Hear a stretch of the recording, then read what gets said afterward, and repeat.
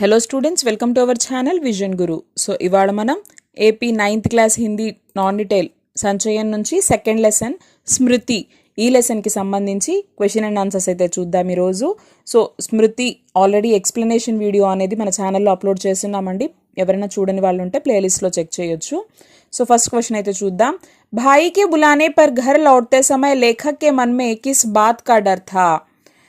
అయితే ఇక్కడ ఏం చెప్తున్నారు ఫస్ట్ క్వశ్చన్లో, భాయికే బులానే పర్ అంటే వాళ్ళ అన్నయ్య పిలిచాడు అని విన్న తర్వాత సో మన రచయిత దేనికి భయపడ్డాడు అంటే తిరిగి ఇంటికి వస్తున్నప్పుడు ఎందుకు పిలుచుంటాడు అని చెప్పేసి ఎందుకు భయపడ్డాడు.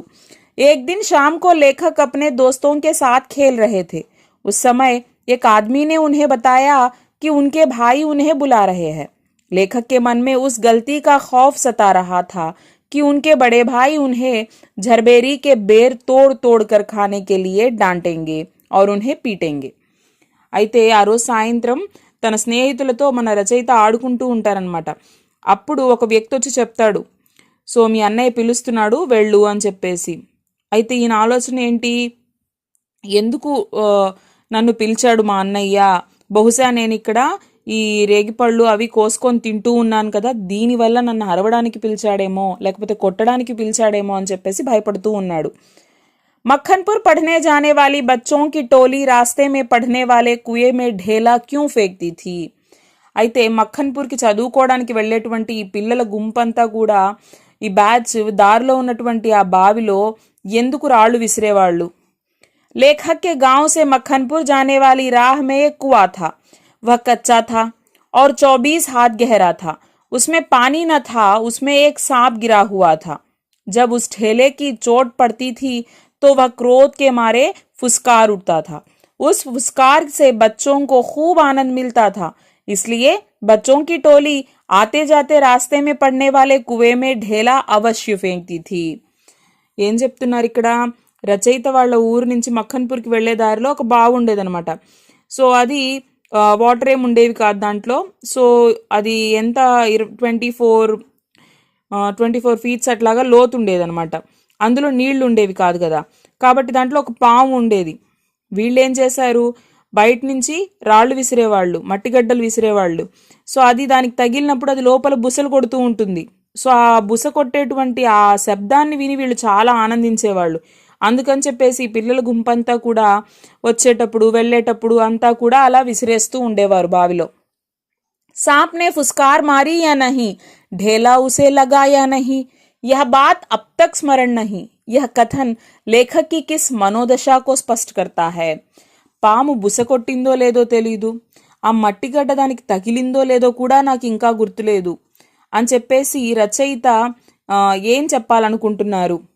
लेखक ने ढेला उठाया और एक हाथ से टोपी उतारते हुए सांप पर ढेला मार दिया. टोपी को हाथ में लेते ही तीनों चिट्ठियां कुएं में गिर पड़ी. लेखक को ऐसा लगा मानो उसकी जान ही निकल गई हो. यह देखकर लेखक इतना घबरा गया कि उसे इसका ध्यान ही नहीं रहा कि ढेला सांप को लगा या नहीं.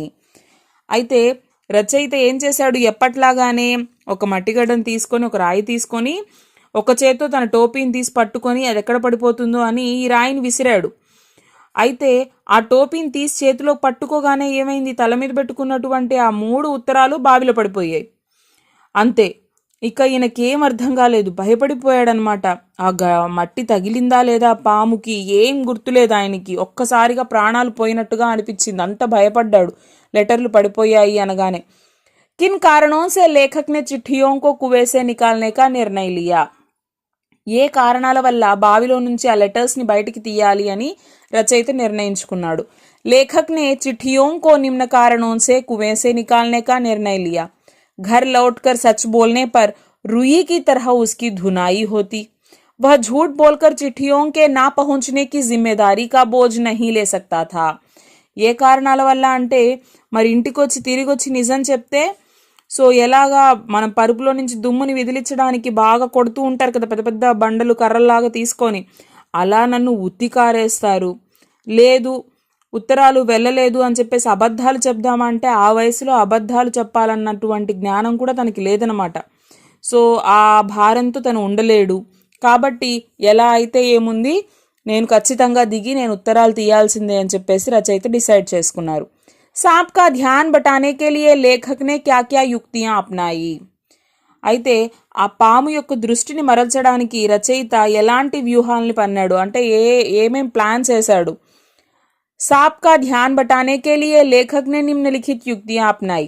उसने एक मुट्ठी मिट्टी लेकर सांप की ढाई ओर फेंकी.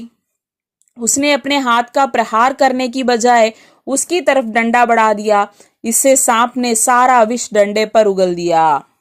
అయితే ఆ పాము దృష్టిని మరల్చడానికి ఏం చేశాడు, ఒక పిడికెడు మట్టి, ముఠ్ఠీభర్ మట్టి, పిటికెడు మట్టిని తీసుకొని పాము వైపుకు విసిరేశాడు. అయితే చెయ్యి ఆ వైపుగా వెళ్ళిందంటే చేతిని కాటేస్తుంది కదా, అందుకని చెప్పేసి కర్రని ఆ వైపుగా చాచాడు. దానివల్ల ఏమైంది, పాము కర్ర పైన తన విషాన్ని కక్కిందనమాట. సో ఇలాగా చాలా ప్లాన్ చేశాడు ఆయన. कुएं में उतरकर चिट्ठियां निकालने संबंधी साहसिक वर्णन को अपने शब्दों में लिखिए. అయితే బావిలోకి దిగి ఈ లెటర్స్ని తీయాలి అని చెప్పేసి ఆయన చేసినటువంటి ఈ సాహస కార్యం గురించి వర్ణించండి మీ మాటల్లో అన్నారు. लेखक के भाई ने उसे मक्खनपुर के डाक खाने में चिट्ठियां डालने के लिए दी, लेकिन कुएं में ढेला डालते समय ये चिट्ठियां गिर गई. उस कुएं के अंदर अति भयंकर काला सांप था. फिर भी भाई की पिटाई के डर से लेखक ने कुएं में घुसकर चिट्ठियां निकालने का दृढ़ निश्चय किया. लेखक ने अपनी और अपने छोटे भाई की धोतियां और रस्सी बांधी. रस्सी के एक सिरे पर डंडा बांधकर कुएं में डाल दिया और स्वयं धोती के सहारे कुएं में घुस गया. అయితే చూడండి ఇక్కడ ఏం చెప్తున్నారు. సో మన రచయిత యొక్క అన్నయ్య ఏం చెప్తాడు, మక్కన్పూర్ పోస్ట్ ఆఫీస్కి వెళ్ళి ఉత్తరాలని పోస్ట్ చేయని చెప్పేసి ఒక 3 ఉత్తరాలను ఇస్తాడు. సరేనని ఈయన కామ్గా వెళ్లకుండా వెళ్తూ ఆ దారిలో ఉన్నటువంటి ఆ బావిలో రాయిని వేద్దామని చెప్పేసి అలా వంగి టోపిని చేతిలోకి తీసుకున్న వెంటనే ఆ లెటర్స్ ఏమవుతాయి, బావిలోకి పడిపోతాయి. సరే ఎలా అయినా వీటిని బయటికి తీయాలి కదా అనుకుంటాడు. కానీ ఆ బావిలో ఒక భయంకరమైనటువంటి నల్లటి పెద్ద పాము ఉందన్నమాట.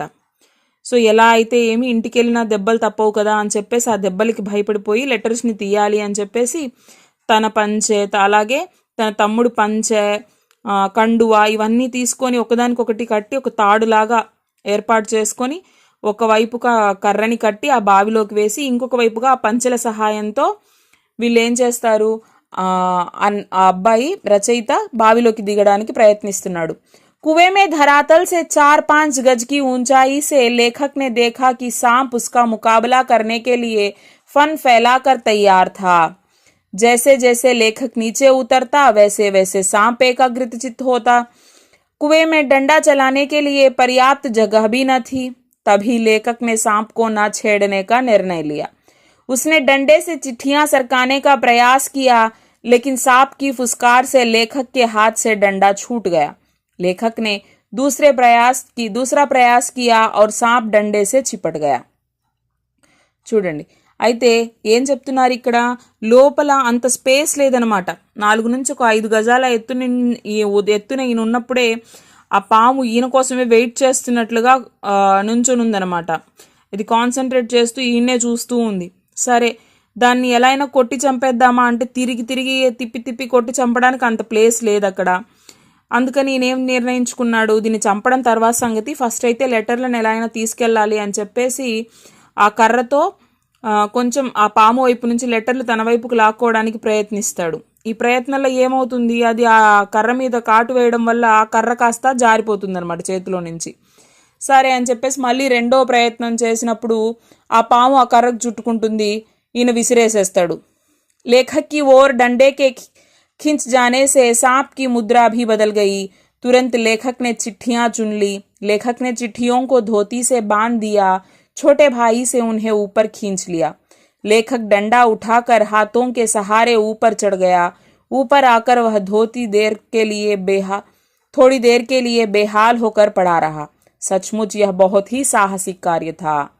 సో రెండో ప్రయత్నంలో ఆ కర్ర మీదకి పాము వచ్చినప్పటికీ దాన్ని విదిలిచ్చేస్తాడు. ఇప్పుడు పొజిషన్స్ చేంజ్ అయిపోయారు వాళ్ళిద్దరు. సో అప్పుడు తొందరగా ఆ లెటర్స్ని తీసుకొని ఆ పంచె ఎడ్జ్కి కట్టేసి తమ్ముడికి చెప్తే ఆయన పైకి లాగేస్తాడు. తర్వాత ఈయన ఎలాగో ఆ చేతులతోనే అలా పట్టుకొని ఆ బావి పైకి వచ్చేసి బయటకు వచ్చేసి కొంతసేపు అక్కడే పడిపోతాడు. అంటే టైర్డ్ అయిపోతాడు కదా, చిన్న పిల్లలు కదా వాళ్ళు. సో ఇలా అంటే చూడండి ఆ వయస్సుకి వాళ్ళు చేసింది ఎంత అంటే ఎంత బ్రేవ్ అనుకోవాలి మనం వాళ్ళని. సో నిజంగా ఇది చాలా సాహసోపేతమైంది అని చెప్పుకోవచ్చు మనం. स्मृति पाठ को पढ़ने के बाद किन किन बाल सुलभ शरारतों के विषय में पता चलता है. అయితే ఈ స్మృతి అనేటువంటి ఈ లెసన్ చదివిన తర్వాత చిన్నపిల్లలు చేసేటువంటి ఎలాంటి అల్లర్లు అనేవి మనకు గుర్తొస్తూ ఉంటాయి. स्मृति पाठ को पढ़ने के बाद निम्नलिखित बाल सुलभ शरारतों के विषय में हमें पता चलता है. स्वच्छंद वातावरण में दोस्तों के साथ खेलना, पेड़ों से फल तोड़कर खाना, मस्ती करते हुए धोती में कुछ चने बांधकर भुनवाने ले जाना, अपनी ही आवाज की प्रतिध्वनि सुनने के लिए कुएं में झांक कर चिल्लाना, कुएं में गिरे सांप पर ढेला फेंकना, सांप की फुसकार सुनकर आनंदित होना.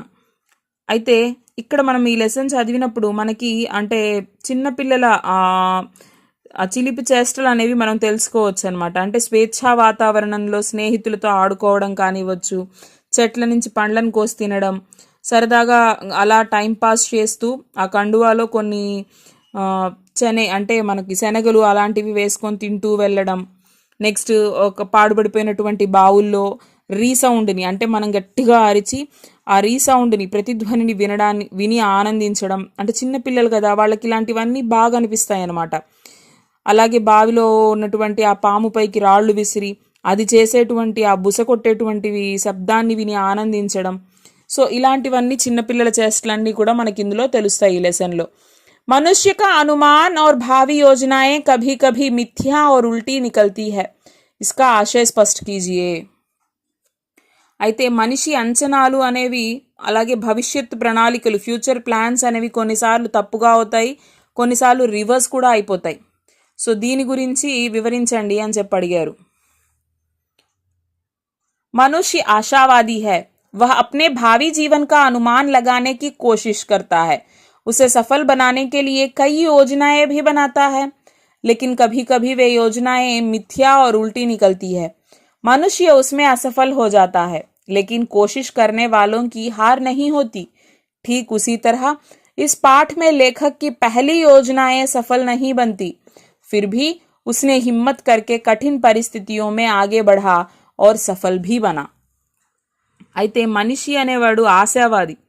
తన భవిష్యత్తు గురించి జీవితాన్ని అంచనా వేయడానికి ఎన్నో ప్రయత్నాలు చేస్తూ ఉంటాడు. కొన్నిసార్లు సక్సెస్ అవుతాడు, సక్సెస్ అవడానికి ఎన్నో ప్లాన్స్ కూడా వేస్తూ ఉంటాడు. అయితే కొన్నిసార్లు ఆ ప్లాన్స్ అనేవి ఏమవుతాయి అంటే రివర్స్ అయిపోతాయి, ఫెయిల్ అయిపోతాయి. అప్పుడు మనిషి ఫెయిల్ అయిపోతాడు, అంటే అనుకున్నది చేయలేకపోతాడు. కానీ మళ్ళీ మళ్ళీ ప్రయత్నించే వాళ్ళకి ఓటమి అనేది ఉండదన్నమాట. అలాగే సో ఇక్కడ మన రచయిత ఏం చేస్తాడు, ఫస్ట్ వేసిన ప్లాన్ ఫెయిల్ అవుతుంది, ఆ కర్ర కాస్త జారిపోతుంది చేతిలో నుంచి, అయినా కూడా మళ్ళీ మళ్ళీ ప్రయత్నిస్తాడు, ధైర్యంగా అనుకున్న పని చేసుకొని తిరిగి పైకి వచ్చాడు అనమాట బావిలో నుంచి. फल तो किसी दूसरी शक्ति पर निर्भर है, पाठ के संदर्भ में इस पंक्ति का आशय स्पष्ट कीजिए. ఫలితం అనేది ఇతర శక్తులపైన ఆధారపడి ఉంటుంది అనేటువంటి ఈ లైన్ ఏ సందర్భంలో అని చెప్పేసి అడిగారు. स्मृति पाठ के संदर्भ में उपरोक्त कथन का आशय है कि काम करने के बाद ही उसका फल मिलता है. फल की चिंता करके किसी भी कार्य को करना उचित नहीं है. इस पाठ में लेखक ने कुएं से चिट्ठियां निकालने के लिए कुएं में उतरने का दृढ़ निश्चय कर लिया. तब उसने यह नहीं सोचा कि कुएं में उतरने के बाद सांप से लड़ने से क्या होगा. उसने भविष्य के इस पल की ओर ध्यान नहीं दिया. वह फल तो दैवी शक्ति से प्राप्त होगा, इसलिए वह फल की चिंता छोड़कर कुएं में घुस गया. అయితే మన లెసన్ని తీసుకున్నట్లయితే ఇక్కడ మనకి రచయిత బావిలో లెటర్స్ పడిపోయాయి, దిగి తీయాలి అని నిర్ణయించుకున్నాడు. దిగితే ఏమవుతుంది, తర్వాత ఏమవుతుంది, తర్వాత ఏమవుతుంది, రిజల్ట్ ఏంటి అని చెప్పేసి ఆలోచించుకుంటూ ఉండిపోతే పని జరిగేది కాదు. సో ఫలితం అనేది ఫస్ట్ మనం చేయాల్సింది చెయ్యాలి, తర్వాత ఫలితం అనేది దైవానుగ్రహం అనుకొని వదిలేయాలి. ఏదైతే అది అవుతుంది, ఫస్ట్ మన ఎఫర్ట్స్ అయితే ఖచ్చితంగా పెట్టాలన్నమాట. సో అలా పెట్టబట్టి తను దిగి ప్రయత్నించాడు, అవలేదు, మళ్ళీ ప్రయత్నించాడు, కాబట్టి అనుకున్న పని చేసుకొని పైకి వచ్చాడు. వయసు చిన్నదైనా సరే, అక్కడ పాము ఉన్నా సరే, ఎలా ఉన్నా సరే, ఏమైనా సరే. సో అలాగా మనము మనిషి అనుకుంటే ఏదైనా చేయగలడు, దానికి ప్రయత్నం అనేది చాలా ఇంపార్టెంట్. రిజల్ట్ గురించి ఆలోచించుకుంటూ మనం పనిని డిలే చేసుకోకూడదు అనమాట. మనం చేసిన దాన్ని బట్టే ఫలితం ఉంటుంది అనుకోవాలి, చేసేయాలి అని చెప్పేసి చెప్తున్నారు. సో ఇది మనకి స్మృతి లెసన్కి సంబంధించినటువంటి క్వశ్చన్ అండ్ ఆన్సర్స్ అనమాట. ఐ హోప్ మీ అందరికీ అర్థమైంది అనుకుంటూ ఉన్నాను. సో దీనికి సంబంధించి మీకు ఏమైనా డౌట్స్ ఉన్నట్లయితే నా కామెంట్ సెషన్లో తెలియజేయండి, నేను తప్పకుండా రిప్లై ఇవ్వడానికి ట్రై చేస్తానండి. Thank you.